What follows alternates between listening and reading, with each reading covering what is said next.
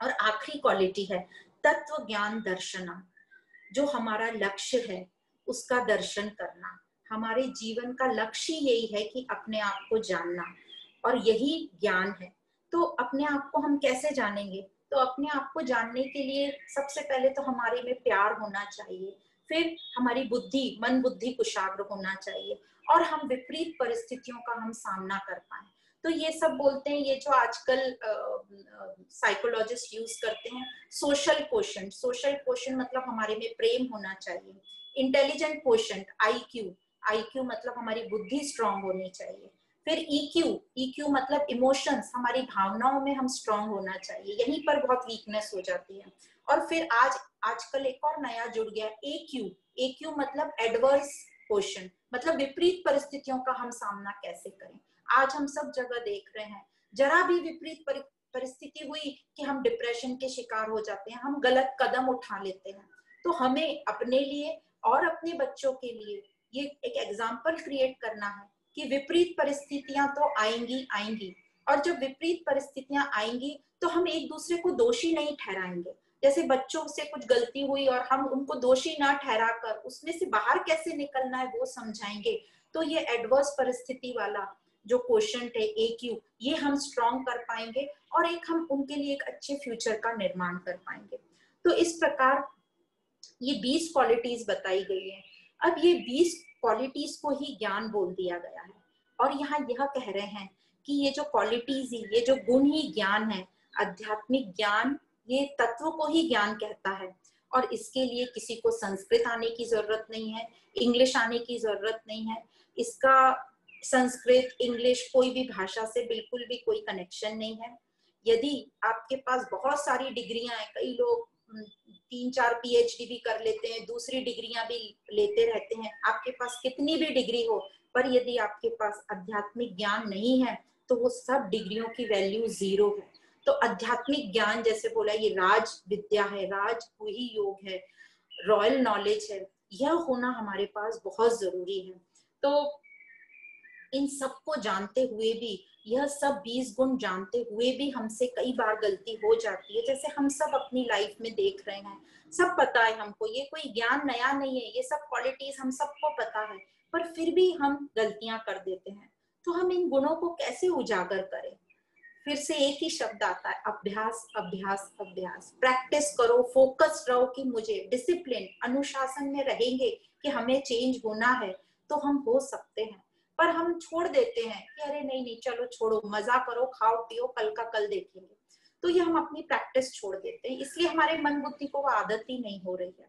तो 3 गुण उन्होंने बोले, इंपॉर्टेंट याद रखो।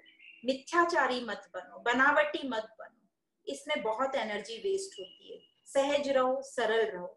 दूसरा, क्षमा भाव रखो, क्षमा करोगे तो बहुत हल्का फील होगा। तो हमारे लिए क्षमा भाव, ये नहीं सोचो कि हम दूसरों को क्षमा कर रहे हैं तो उनके ऊपर हम एहसान कर रहे हैं। एक्चुअली ये क्षमा भाव तो डबल पुण्य कमाता है, हम भी हल्का फील करते हैं और दूसरे को भी मुक्त करते हैं। और डबल नहीं, ये तो बोलते ट्रिपल, तो दूसरे से भी हमें अच्छे वाइब्रेशन आते हैं, तो ये ट्रिपल हमें पुण्य देता है। तो क्षमा भाव को बहुत ऊंचा रखा गया है। और तीसरी जो चीज बोली है वो है कि पास्ट में मत जाओ, पहले ये हुआ था, पहले। आप देखना, बहुत लोग अपने पहले के किस्से सुनाते रहते हैं, सुनाते रहते हैं, कुछ देर बाद हम वहां से उठ जाते हैं क्योंकि हम बोर हो जाते हैं पुरानी पुरानी बातें, और बहुत ही रिपीट टोन पे कुछ सुनाते रहते हैं। पर यहाँ ये बात बोल रहे हैं, पास्ट जाकर कुछ फायदा नहीं है, हमारे हाथ में प्रेजेंट है। प्रेजेंट ही पास्ट और फ्यूचर को कनेक्ट करता है, प्रेजेंट ही को पूरा हमारे लिए गिफ्ट बोला गया, इसीलिए उसका नाम प्रेजेंट बोलते हैं। तो ये जो वर्तमान है यही हमारे हाथ में है, इसको बहुत अच्छी तरीके से यूज करो। एक और प्रेजेंट का एग्जांपल बताते हैं, जैसे हम लोग प्रेजेंट में नहीं रहते कभी भी, या तो पास्ट के विचार करते हैं या फ्यूचर के विचार करते हैं। तो इन दोनों विचारों के बीच की जो जगह होती है, उस बीच की जगह को बढ़ाओ, मतलब पास्ट को छोड़ो, फ्यूचर को छोड़ो, तो प्रेजेंट में आओगे, और वो प्रेजेंट ही कॉन्शियसनेस है, प्रेजेंट ही परमात्मा है। यहाँ पर एक बहुत अच्छा दृष्टांत आता है कि क्या चीज हमें याद रखना चाहिए और क्या चीज हमें भूल जाना चाहिए। पास्ट भूल जाओ, अच्छी चीजों जो पास्ट में उसको सिर्फ याद रखो, उससे प्रेरणा लो और आगे बढ़ो। तो दो दोस्त थे, एक का नाम था साक्षर, एक का नाम था मधुर। अब ये जो दोनों में बड़ी गहरी मित्रता थी, तो ये जो मधुर था, इसने एक बार साक्षर को कुछ बुरा भला कह दिया। दोस्ती में होता है, बुरा भला कह देते हैं।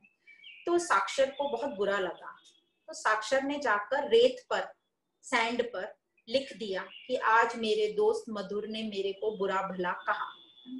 फिर वो साक्षर, फिर दोनों भूल गए और आगे चले।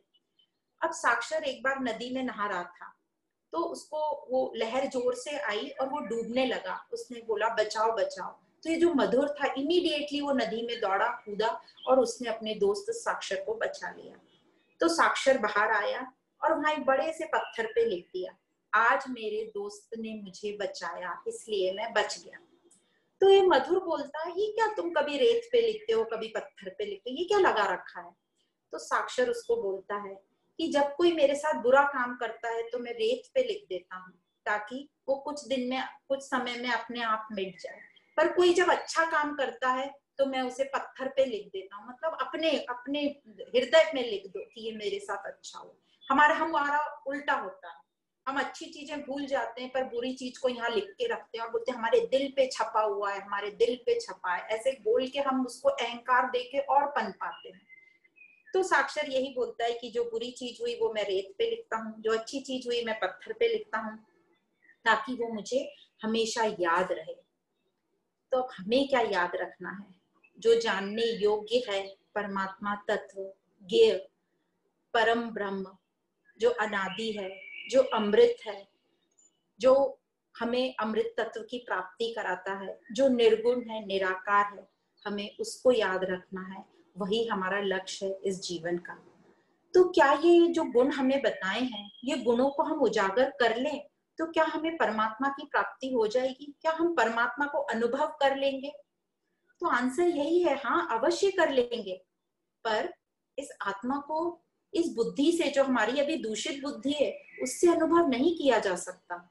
क्यों नहीं किया जा सकता?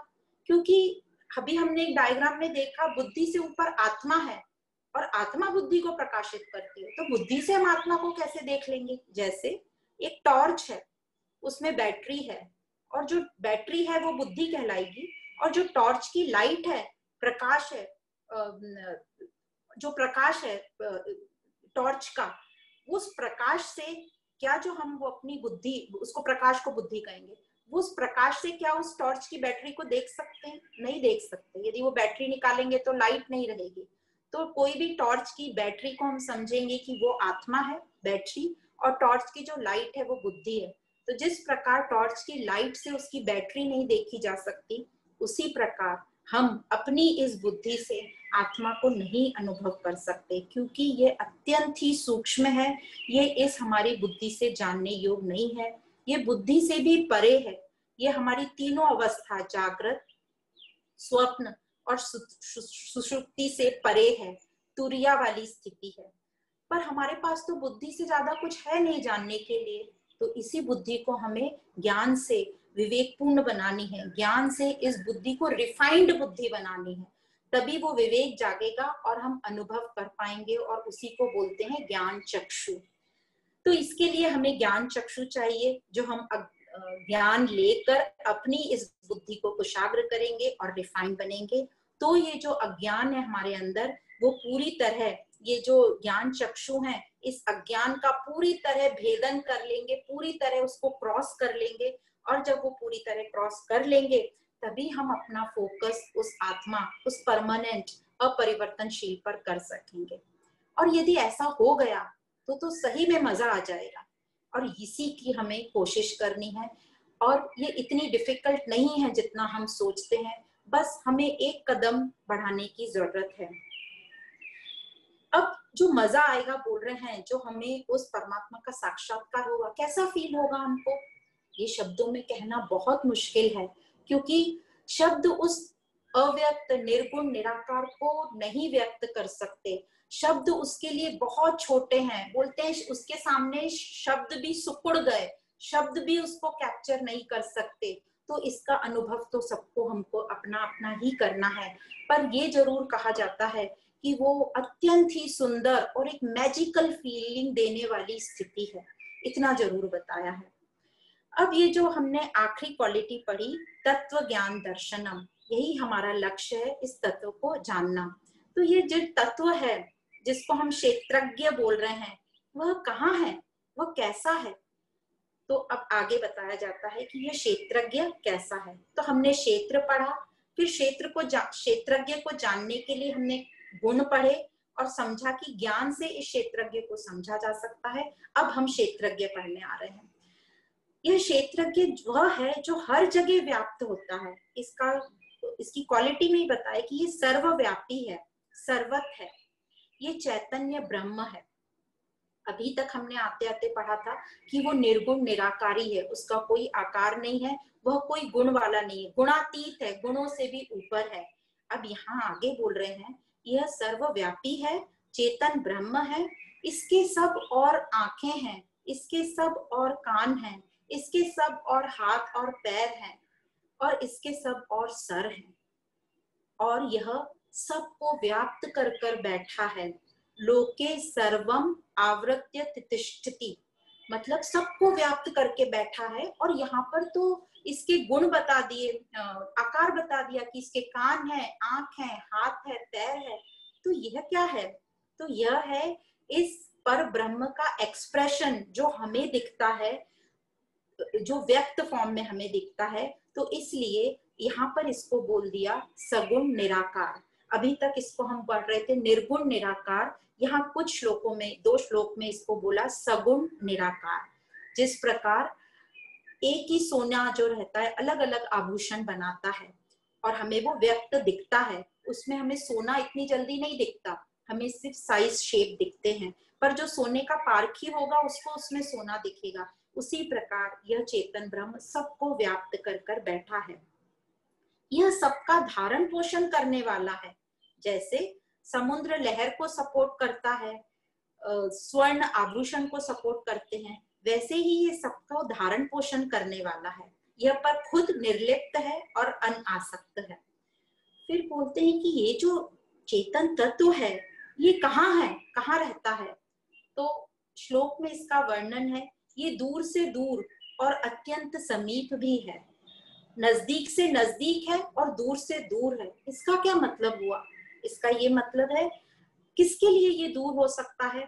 जो बाहर संसार के पदार्थों में उलझा हुआ है, परिवर्तनशील चीजों में उलझा हुआ है, संग्रह करने में उलझा हुआ है, सबके सुख उठाने में उलझा हुआ है, भोगों में लगा हुआ है, उसके लिए यह दूर से दूर है। तो ये पास किसके लिए है? जो जानना चाहे उसके लिए एकदम पास है, जिसका लक्ष्य बिल्कुल फोकस्ड है, केंद्रित है, उसके लिए यह बिल्कुल पास है। ये तो सबके हृदय में विराजमान है।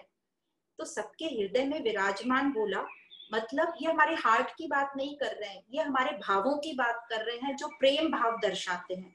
तो अध्यात्म में प्रेम भाव को हृदय बोला है, तो ये तो प्रेम भाव दर्शा रहा है। अब ये जो निर्गुण निराकार का जो प्रेम है यही सगुण साकार है। तो हम बोलते हैं क्या दिखता है परमात्मा जो निर्गुण निराकार है, तो ये जो प्रेम हम दर्शाते हैं ये उसका साकार फॉर्म है, सगुण साकार फॉर्म। तो यहाँ 3 चीजें हमने समझ ली, निर्गुण निराकार, सगुण निराकार और सगुण साकार जो प्रेम है। तो जो हम सब में प्रेम है वही उसका साकार रूप है। तो एक शिष्य अपने गुरु से पूछता है, गुरुजी ये चेतन तत्व कहाँ रहता है, ये परमात्मा अभी भी मुझे नहीं समझ में आ रहा। जैसे आपने बोला ये तो समीप से समीप है, पर मैं उसे कैसे समझूं? तो गुरुजी ने बहुत अच्छे एग्जाम्पल से उसको बताया। जैसे मटके कितना समीप है, जैसे मटके में मट्टी समीप है, मटके से मट्टी कितनी समीप है, उसी से ही बना हुआ है वो। जैसे समुद्र से लहर कितनी दूर है, उसी की बनी हुई है।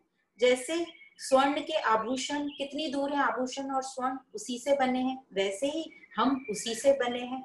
तो इस प्रकार हमें बताया कि हम उसी से बने, सिर्फ हमारे मन बुद्धि की अशुद्धता के कारण हम उसकी दिव्यता प्रकट नहीं कर पा रहे हैं, क्योंकि हम भूल गए कि हम वह हैं और हमने शरीर को अपना मान लिया है।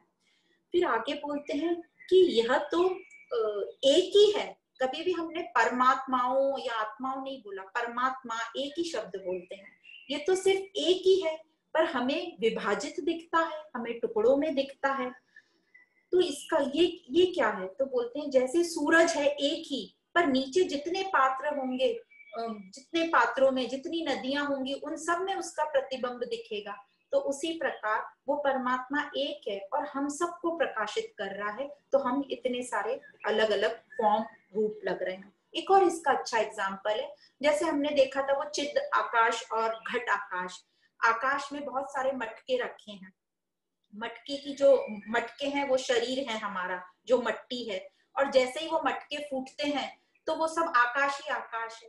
तो अब हम क्या समझे, मटकों के अंदर आकाश था कि आकाश के अंदर मटके थे? तो एक्चुअली तो आकाश के अंदर मटके थे और सिर्फ वो शरीर उनको विभाजित कर रहे थे, डिवाइड कर रहे थे। और वो हमारी कल्पना है कि ये विभाजित कर रहे हैं, वो तो अनडिविजिबल है, वो तो एक ही है, उसको कोई विभाजित नहीं कर सकता। पर हमारे को समझ ये है कि ये हमें टुकड़ों में दिख रहा है। तो कहा जाता है जो हम सब उसके अंश हैं, वो टुकड़े नहीं है, वो फैलाव है, एक फैलाव है, जो वो इनफाइनाइट स्वरूप का जो हम सब हैं। तो इस प्रकार वह प्रकाशमान है, वही जानने योग्य है, और वह शुद्ध चेतनता जिसको जानकर हम वही चेतन तत्व बन जाते हैं। तो यही शुद्ध ज्ञान है, यही एब्सोल्यूट नॉलेज है, हमारे होनेपन का लक्ष्य है, हमारे जीवन का लक्ष्य है कि उस दिव्यता को जाने और उस दिव्यता को हम उजागर करें। अभी उजागर क्यों नहीं हो रहा है? क्योंकि हमारे मन बुद्धि जो है थोड़े से, जैसे एक लाइट है, बल्ब का जो बाहर का कांच है, उसमें धूल या गंदगी जमी है, तो आप कितना भी अंदर से प्रकाश डालो वो नहीं चमकेगा। तो जब तक हम बाहर से उसकी सफाई नहीं करें, वो काले की गंदगी नहीं पोंछ ले, तो वो चमकने लगता है। तो वही हमारे मन बुद्धि जो मीडियम है, रिफ्लेक्टिंग मीडियम, वो ही थोड़े पॉल्यूटेड हैं, इम्प्योर हैं, अशुद्ध हैं। तो ये ज्ञान से उनको धीरे धीरे हमें शुद्ध बनाना है। तो इस प्रकार बता रहे हैं कि हम वही सब में विराजमान है, इसीलिए बोलते हैं वासुदेव सर्वम। तो इस प्रकार हमने जाना प्रकृति मतलब क्षेत्र, और पुरुष मतलब वो चेतन तत्व। पुरुष का मतलब आत्मा होता है। तो पुरुष ये दोनों ही अनादि हैं, पहले से ही चले आ रहे हैं। पर जो प्रकृति है, जो सारे परिवर्तन हो रहे हैं, चेंजेस हो रहे हैं, वो प्रकृति से हो रहे हैं। पुरुष में कोई चेंज नहीं होता। और इसी प्रकृति में 3 गुण जन्म लेते हैं, सत्वगुण, रजोगुण और तमोगुण। और इन तीनों गुणों का संग करके ही ये जीवात्मा जो है, मनुष्य, सुखी दुखी होता रहता है। तो ये जो तमोगुण है, ये क्या है? ये आलस, अज्ञान तमोगुण को कहा जाता है, जो खुद का भी नुकसान करता है और दूसरों का भी नुकसान करता है, किसी की उसको कोई फिक्र नहीं होती। ये रजोगुण क्या है? ये रजोगुण होते तो बहुत फुर्तीले हैं, इनके एम भी बहुत अच्छे होते हैं, पर स्वार्थी होते हैं। इनको ज्ञान होता है पर बाहर संसारिक ज्ञान होता है, इनको आध्यात्मिक ज्ञान इतना नहीं होता, होता भी है तो वो अहंकार वश उसको यूज करते हैं। पर ये चेंज होने को कई बार तैयार हो जाते हैं रजोगुण वाले, क्योंकि उनमें थोड़ी सात्विकता भी रहेगी। ये तीनों गुण का मिक्सिंग होता है, कोई भी एक गुण का नहीं कंप्लीटली बना होता है।